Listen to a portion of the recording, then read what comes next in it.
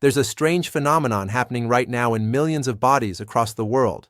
People are eating less, cutting calories, saying no to bread, to pasta, to fruit. Their blood sugar stays high anyway. Sometimes it gets worse. The confusion is real. The frustration is real. And the answer they're getting, eat even less, take another pill, is making the problem permanent. Here's what almost nobody is telling you. Your blood sugar problem isn't a food volume problem. It's a cellular communication breakdown. And the fastest way to fix broken communication isn't subtraction, it's strategic addition. Hey, Dr. James Ray here. 15 years in medicine, thousands of patients helped. Now let's talk about your health. Some of them dropped their fasting glucose by 40 points in 2 weeks. Others got off medications they thought they'd take forever. They didn't do it with restriction. They did it with 10 specific foods that do something prescription drugs can't. They repair the damage at the receptor level. Before we go further, do me a favor. If you're tired of surface-level health advice that just hands you a prescription and sends you home, hit subscribe. Drop a comment and tell me what your last A1C was or what your fasting number was this morning. I read every one, and your numbers shape what I cover next. Now let's talk about what's actually broken, because until you see this clearly, nothing else makes sense. The insulin trap. Nobody explains your body runs on a simple system. You eat. Glucose enters your bloodstream. Your pancreas releases insulin. Insulin unlocks your cells. Glucose goes inside. Blood sugar drops. System balanced. That's the design. Here's the reality for millions of people. The lock is jammed. Insulin shows up. It tries to unlock the cell. The cell doesn't respond. Your pancreas panics and dumps more insulin into the blood. The cell still won't open. Now you've got high glucose and high insulin circulating together, and both of them are damaging your blood vessels, your nerves, your kidneys, and your brain. This is insulin resistance. And here's the part that should make you angry. The standard medical response is to add more insulin to a system that's already flooded with it. It's like trying to open a rusted lock by shoving the key harder. You're not fixing the rust, you're just breaking the key.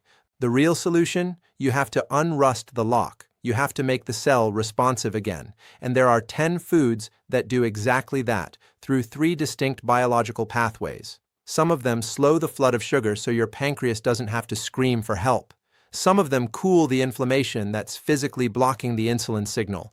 And some of them walk straight up to the receptor and wake it back up. You don't need all 10 tomorrow. You need to understand what each one does and then layer them in over the next few weeks. By the end of this video, you'll have a clear plan. Let's start with the one that works the fastest. The acid that acts like medicine apple cider vinegar. If you've got a glucose meter at home, this is the one you can test tonight and see results by breakfast. The active compound is acetic acid, and it does 2 things simultaneously. First, it signals your stomach to slow down. When your stomach empties slower, carbohydrates trickle into your bloodstream instead of flooding it. No flood, no spike. Second, acetic acid helps your muscle cells pull glucose out of your blood and burn it for energy. It's essentially making your muscles more metabolically active without you moving a single step. Dr. Carol Johnston at Arizona State ran controlled trials and found that 1 tablespoon of vinegar before a high-carb meal reduced the post-meal glucose spike by roughly 20%. That's not a rounding error. That's the kind of effect you'd expect from a pharmaceutical intervention. Here's how to use it. 1 tablespoon diluted, always diluted, in a full glass of water 10 to 15 minutes before any meal that has starch or sugar in it. Never drink it straight. The acid will erode your tooth enamel and irritate your throat. And if you're already on blood sugar medication, watch your numbers closely and talk to your doctor, because vinegar plus medication can drop your glucose faster than you expect. Now, vinegar blunts the spike, but it doesn't fix the underlying receptor damage. For that, you need the next category. The foods that cool the fire. Insulin resistance doesn't start in your pancreas. It starts with inflammation. Low-grade, chronic, silent inflammation that sits in your fat tissue, your liver, and the lining of your blood vessels. That inflammation physically interferes with the insulin receptor. It's like trying to hear someone talk while a fire alarm is blaring in the background. You have to turn off the alarm. The fastest way to do that? Omega-3 fats. specifically the marine kind, EPA and DHA. Fatty fish, salmon, mackerel, sardines, herring are loaded with these compounds, and they are among the most potent anti-inflammatory molecules we know of. They don't just reduce general inflammation. They target the exact inflammatory signals that block insulin from doing its job. When you eat fatty fish twice a week consistently, you're cooling the fire that's been jamming the receptor. Over weeks and months, the cell membrane gets healthier. The receptor starts functioning again. Insulin works with less effort. Your pancreas gets a break. I've seen this in practice for 15 years. Patients who add fatty fish to their routine have smoother glucose curves, better A1C trends, and as a bonus, better blood pressure and cholesterol. 2 servings a week, palm-sized portions. Wild salmon if you can afford it. Canned sardines and mackerel if you can't. Both work. The omega-3 content is nearly identical, and canned fish is one of the most cost-effective tools in this entire list. But fish isn't the only anti-inflammatory food that matters. Walnuts carry a plant-based omega-3 called ALA, along with polyphenols and fiber. They improve the function of your endothelium, that's the thin inner lining of your blood vessels, one of the first casualties of high blood sugar. They also lower fasting insulin, which tells you how hard your pancreas is working behind the scenes. A quarter cup of raw walnuts as a snack instead of crackers or chips turns a blood sugar spike into a flat line.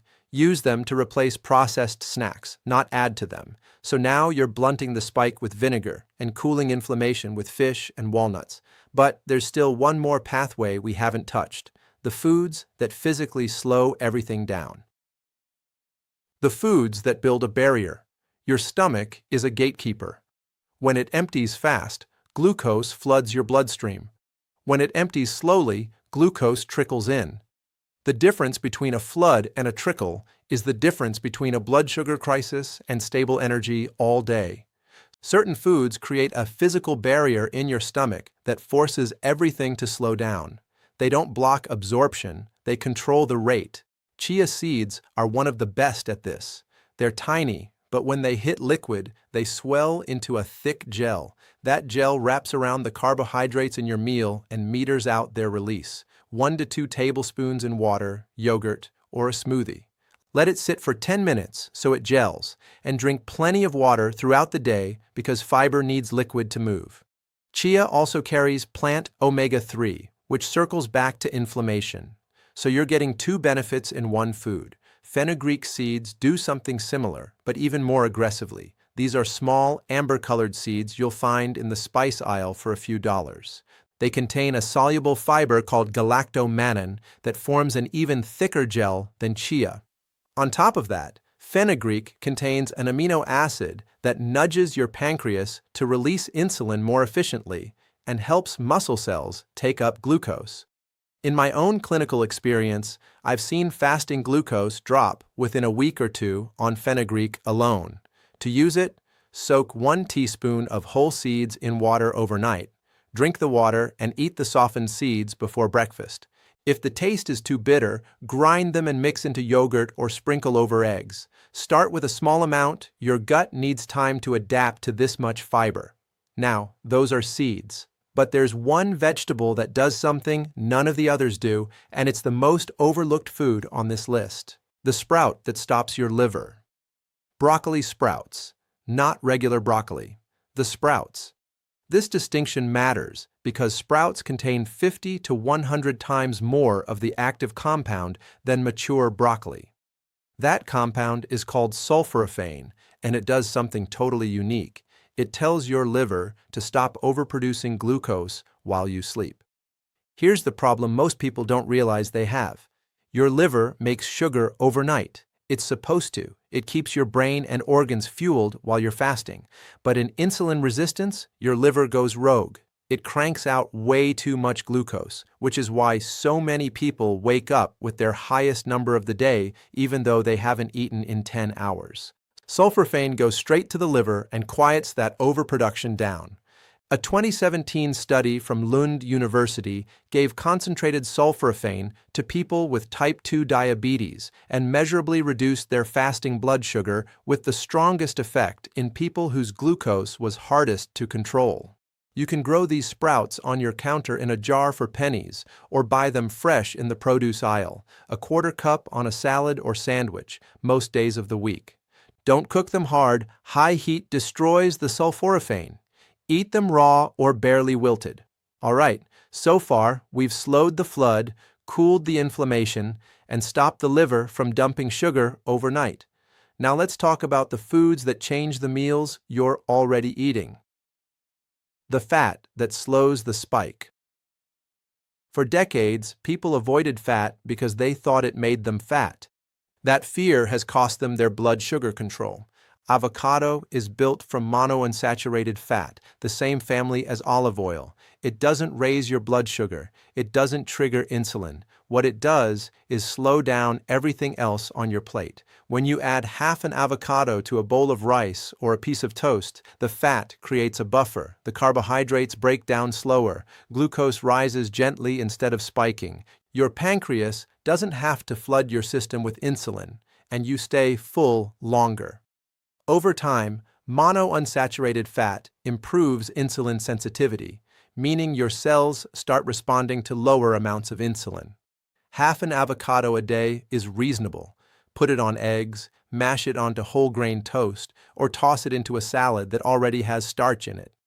Anywhere there's a carbohydrate, avocado softens the impact. Now, if you're someone who starts the day with cereal or a bagel, this next one is going to change your entire morning. The protein that protects your next meal: eggs, whole eggs, yolk included.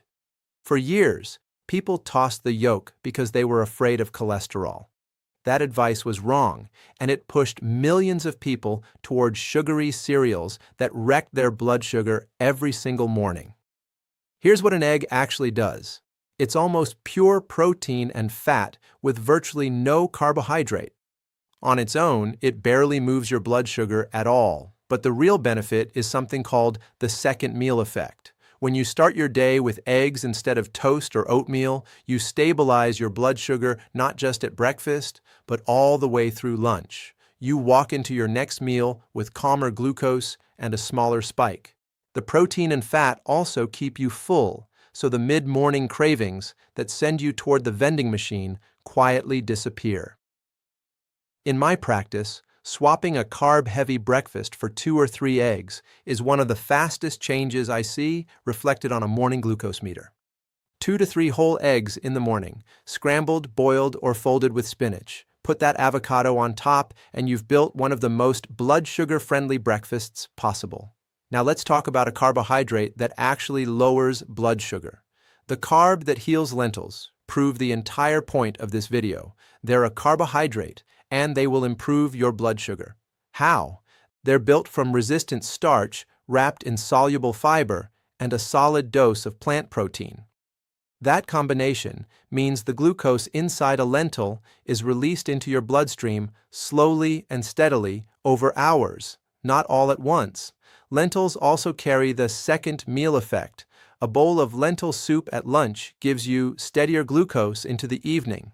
Clinically, swapping white rice or potatoes for lentils a few times a week is one of the most reliable ways I know to bring down an A1C.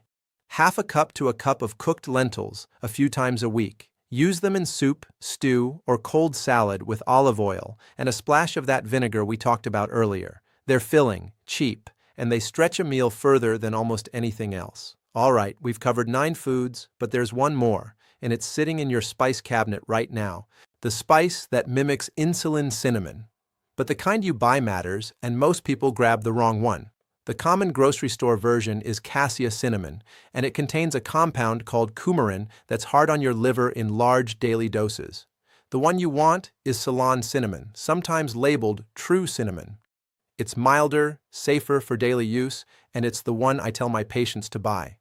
What makes cinnamon effective is a group of polyphenols, plant compounds that behave almost like insulin themselves. They help your insulin receptors grip glucose more tightly, and they slow your stomach from emptying too fast after a meal. Research from the USDA's Human Nutrition Program found that less than half a teaspoon a day meaningfully lowered fasting glucose in adults with type 2 diabetes. Use a quarter to half teaspoon of Ceylon cinnamon daily. Stir it into coffee, oatmeal, or a smoothie. The key is pairing it with a carbohydrate meal, because that's when you want your receptors gripping harder and your stomach slowing down. If you're finding this helpful and you want more content that explains the biology instead of just handing you a pill, subscribe to this channel. I put out one video a week and everyone is built the same way. Peer-reviewed science, translated into something you can actually use. No hype, no supplements to sell, just the research and what it means for your health. Now let me show you how all 10 of these work together. How they stack. Every one of these foods is handing your body back a job it used to do on its own. The fiber foods, fenugreek, chia, lentils, avocado, slow the glucose flood so your pancreas doesn't have to panic.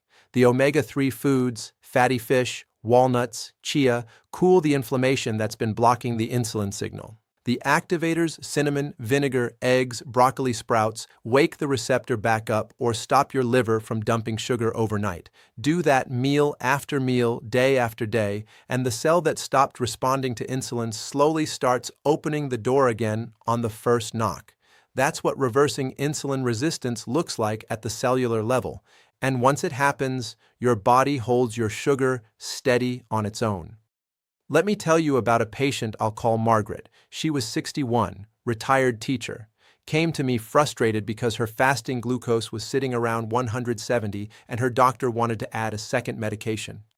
She didn't want to spend the rest of her life climbing the medication ladder, especially after watching her sister go through dialysis from the same disease. We didn't cut her carbs to nothing. We added eggs and avocado for breakfast instead of cereal. A tablespoon of vinegar before her largest meal, lentils swapped in for white rice, walnuts instead of crackers for snacks, fatty fish twice a week, cinnamon in her morning coffee, broccoli sprouts on her sandwich. Within the first 10 days, her fasting number started dropping. Within 3 months, working with her doctor, she was off that second medication entirely. Her A1C moved from diabetic range back toward normal. 2 years later, it's still there. She didn't starve, she ate more food, just the right food, and her body did the rest. What to do tonight? Here's your action plan. 5 steps. 1. Tomorrow morning, replace cereal or toast with 2 to 3 whole eggs and half an avocado. That single swap changes your blood sugar for the entire day. 2. Tonight, soak 1 teaspoon of fenugreek seeds in a glass of water. Drink it first thing in the morning before breakfast. 3. Buy Ceylon cinnamon, not cassia, and start with a 1/4 teaspoon a day in coffee or oatmeal. 4. Before your biggest carb meal tomorrow, take 1 tablespoon of apple cider vinegar in a full glass of water 15 minutes before you eat. 5. This week, swap white rice or potatoes for lentils at least twice, and put fatty fish on your menu 2 nights. Layer these in over the next 2 weeks. You're not removing foods you love, you're adding the foods that protect you. Now, one critical note. If you're on insulin or a sulfonylurea, one of the older blood sugar medications, these foods can lower your glucose fast enough that your current dose might suddenly be too high. That can drop you into a low. So add these foods with your doctor watching your numbers and let them adjust your medication down as your body improves. Don't stop any prescription on your own. Bring this list to your next appointment instead. The morning mystery. Everything we covered today brings your sugar down during the day and after meals. But a huge number of you have told me the same strange thing. Your highest number of the whole day is first thing in the morning, before you've eaten a single bite. You fasted all night, and your sugar went up anyway. There's a specific reason your liver does that while you sleep, and there's a way to shut it down. I made a video that explains exactly what's happening overnight and how to wake up to a lower number. I'll link it on the screen now. Go watch that one next, and I'll see you there.